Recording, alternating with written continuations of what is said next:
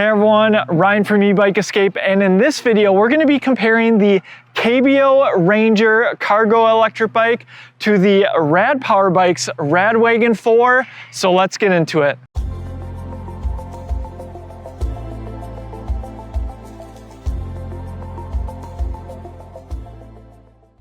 Before we go in depth into the comparison of these two electric bikes, I will say I have a slight bias to the RadWagon 4, but there's a reason I'm doing this video. If I didn't think the KBO Ranger wasn't a compelling offering, I wouldn't have done a full review on it, and I certainly wouldn't have done this comparison either.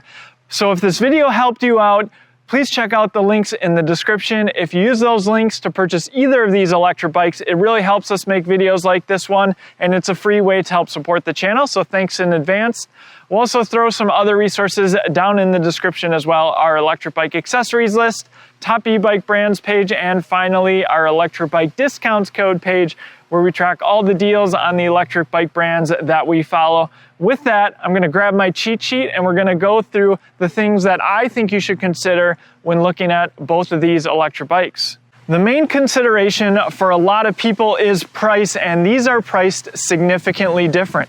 We have the KBO Ranger priced at $16.99, and we have the RadWagon 4 priced at $19.99, so $300 difference, and I'll go through what comes with each of these electric bikes because we do have quite a few accessories on both of them. Another main consideration that people think about is motor and battery. Of course, the electrical components that are driving the electric bike. And these are two main differences of these electric bikes.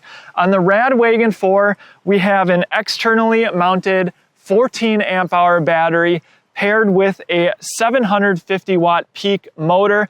RadPowerbikes really stands with their 750 watt peak motors, abiding to the Class 2 regulation. The KBO, on the other hand, has a integrated battery into the frame. You can watch our full review and see how this is removed. But this is a larger 17.5 amp hour battery. The installation is a lot more clean because the battery, of course, is hidden into the frame. And in the rear, we have a more powerful 750 watt sustained motor that peaks about 1,000 watts.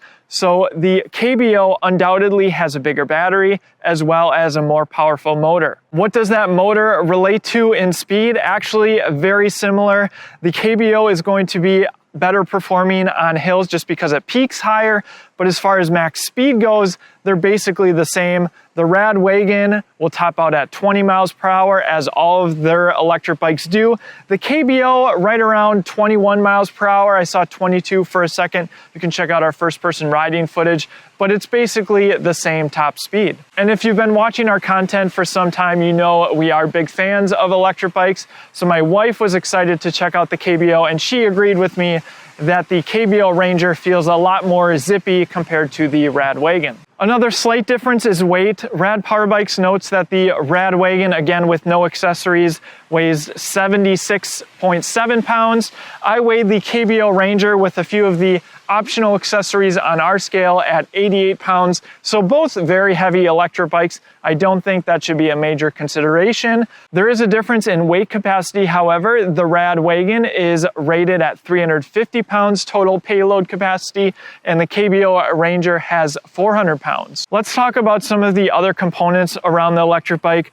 The RadWagon 4 has the RadPowerbikes LCD here that we see on many of their models. We do have a cover here, so just to note that this is a rain cover to help protect the LCD screen. So very simple display. KBO, very similar. A very simple monochrome display up here as well. Personally, I could go either way on the display. I think they're both easy to read, even in bright daylight. Maybe this one is a little bit easier to read your current speed. As far as controls go, they both have very similar controls. Power button, pedal assist up and down. Same with the RadWagon.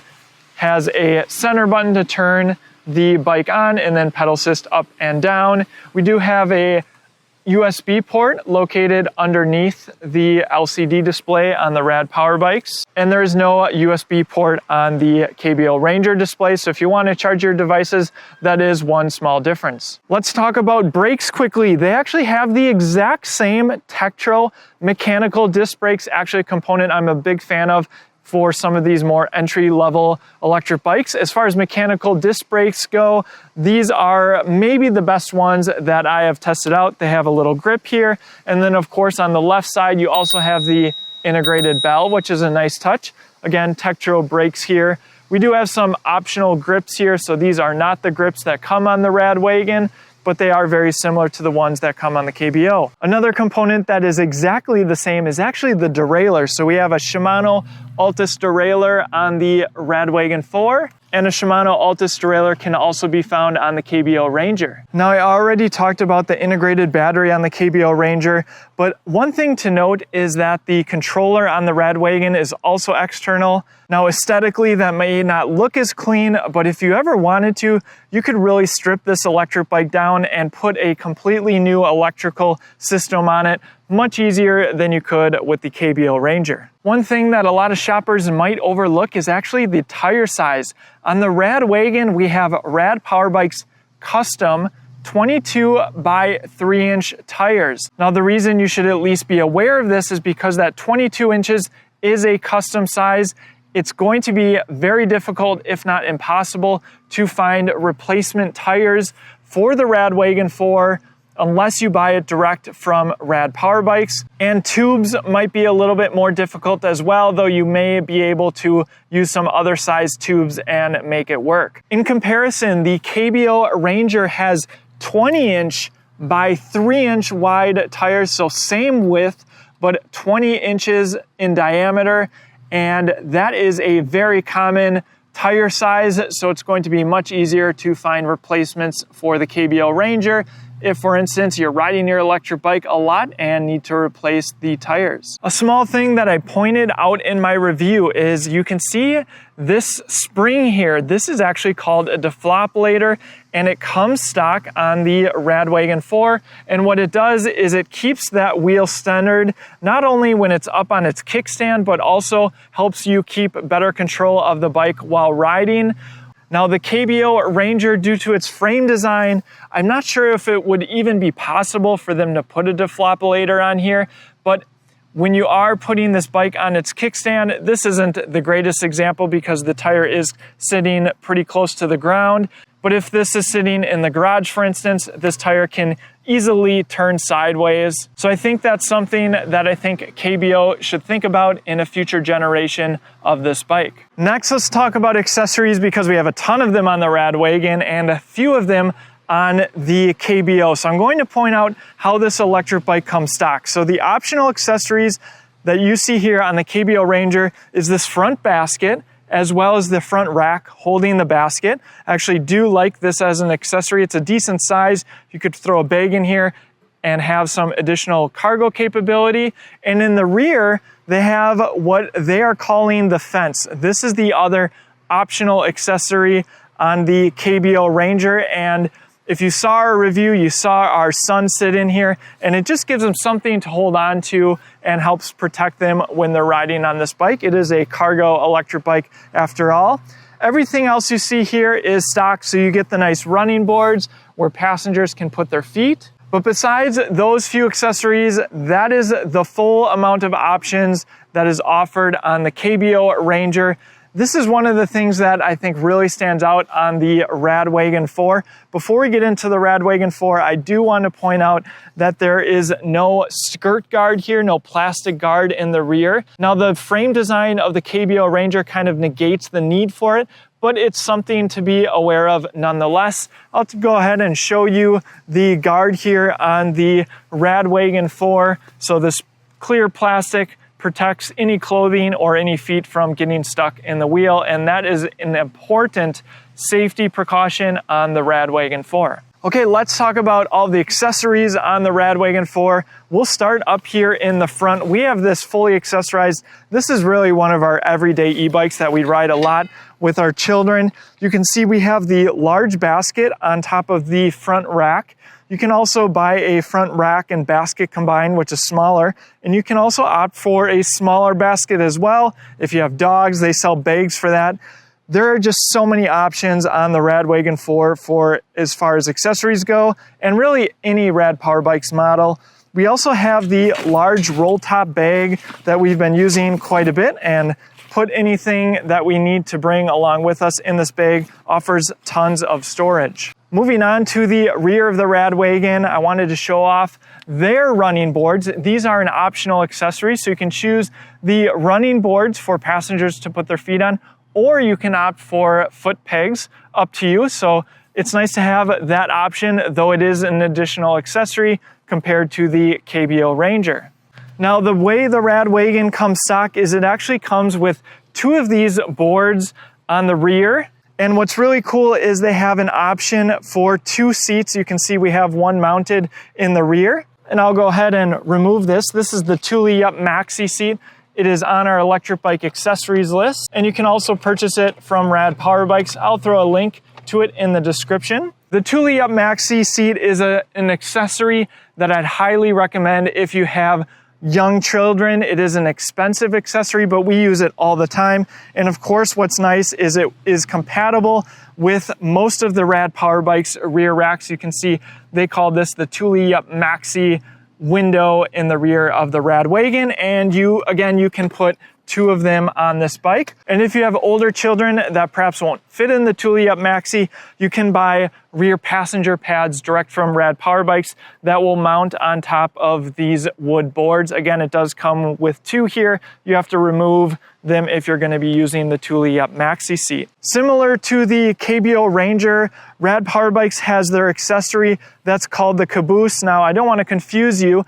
This top part, this is the Conestoga. This is kind of a rain protector. You can fold the sides down, but the caboose is just this bottom piece here with the bar. And one major difference between this caboose and the fence on the KBO Ranger is that you can put in multiple bars here. So your son or daughter can actually hold on to the inside rail. You can see the mounting points here, and then they do have some protection from the outermost one. And that's a great accessory to help keep your children, if they're a little bit older, more contained in the rear of the RadWagon. So it is also an accessory that I highly recommend if you're going to be using this as a minivan, much like we do. And again, if your children are older, they also sell a different set of passenger handles that you can use with this electric bike and opt to not purchase the rear caboose. I already talked about the Conestoga. We did do a full review video on this, so you can check that out if you are interested.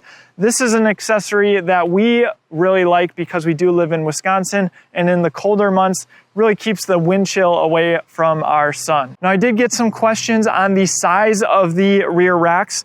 One thing to note is the KBO Ranger is much shorter. It actually has a shorter wheelbase.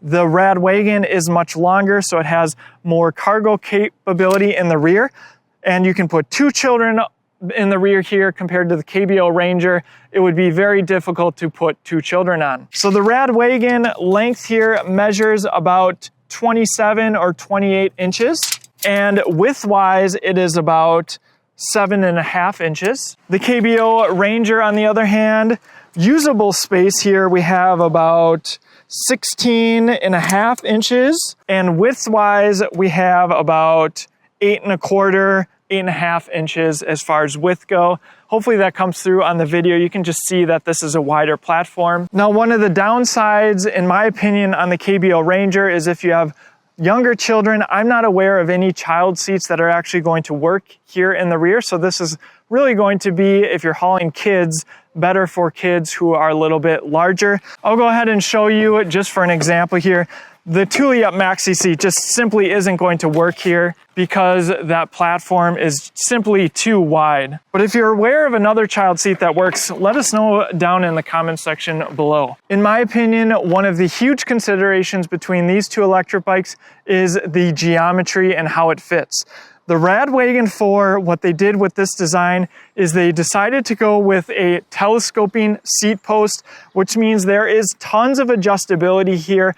I'm 6 feet tall, and I have no problem getting full leg extension. You can see we actually put a suspension seat post on the RadWagon 4. I did do a separate video on that. According to Rad Power Bikes, the RadWagon 4 will fit riders from 5'1" to 6'4", and for inseam, approximately 24.5 all the way up to 36.25 inches. Now, compared to the KBO Ranger, you can see that I have the KBO Ranger seat post in its highest position. This is not a telescoping one, and I'm 6 feet tall, and I found that this seat could go a little bit higher. So I do find that the RadWagon 4 is more comfortable for me to ride. But comfort-wise, some people might actually prefer the KBO Ranger because it does have that shorter wheelbase. I know my wife felt a little bit more comfortable on this bike. It's just not as unwieldy as the giant RadWagon 4. One of the other geometry things I wanted to point out is KBO went with these relatively flat handlebars, which means you're kind of in an aggressive stance when you're riding this electric bike. I'd highly recommend putting an adjustable stem up here and maybe some swept back handlebars. What's nice with the RadWagon 4 is they have these super adjustable handlebars here, and you can actually do it on the fly. If you press this and lift this up, you have full adjustability. You can bring the handlebars more forward. You can adjust them up or down as well. So comfort-wise, for me personally, I find the RadWagon 4 is significantly more comfortable for me as a taller rider. So my wife is going to hop on the RadWagon 4. Again, she is totally comfortable riding this electric bike. Again, we have tons of experience with it. You can see that she has no problem getting over the frame, and there is that adjustability. And you can see it's a much more upright riding position. Now in the KBO Ranger, she'll have to lower the seat here. And so again, as she hops on that seat, you can see that she's just a little bit more forward leaning. Again, that's just going to be personal preference. I feel like if I want to get a workout, this is more of the bike, this riding position. As opposed to more relaxed on the RadWagon 4. On the RadWagon, I feel much more upright and Wizard of Oz. Now, I did do a questionnaire on the YouTube channel, and some people asked about build quality. I'm not an expert in welds, but in my opinion, both of these bikes are going to hold up just fine. And that commenter also mentioned loose spokes. That's something that can happen with any electric bike, but particularly when you're loading them up with lots of weight, you do want to make sure that your spokes are nice and tight. We've had to make adjustments to the RadWagon 4 when we're riding with lots of cargo. So that's just something more to be aware of and not a fault of the bike itself. I don't think any comparison would be complete without talking about customer service. And in my opinion, Rad Power Bikes wins hands down. There's just no way any company at this moment filming this in mid-2022 can compete with Rad Power Bikes being the largest seller of e-bikes in North America. Now, KBO does have some history. I've reviewed 2 of their other electric bikes that they sell, so they are a little bit more well-known, but simply not as large of a company, and they certainly don't have as many support staff as Rad Power Bikes, who has a US-based support team. So that might factor into your decision as well. We've been talking a lot about the size of these 2 electric bikes, so I lined the front tires up here, and you can see very clearly just how much shorter the KBO Ranger is. So it shouldn't be a surprise that the KBO Ranger just feels a lot more nimble, but again has a little less cargo capability or rack space in the rear for holding cargo and children. Now, another bike that I thought was worth mentioning here, if you're looking for a bike that has some extra cargo capability, but isn't quite a full cargo electric bike like these, check out the Ride One Up Cafe Cruiser. We did a full review, and that bike has some awesome features too. Not only if you're planning to bring cargo, but also children, and kind of want a in-between electric bike that can kind of do it all. Again, if you are looking to purchase either of these electric bikes, I'd really appreciate it if you use that link in the description. It's a free and easy way to help support the channel. And let me know down in the comment section below which cargo electric bike that you think you would prefer for your needs, because I think both of these bikes have their benefits depending on your needs. Thanks for watching, and I'll see you in the next one.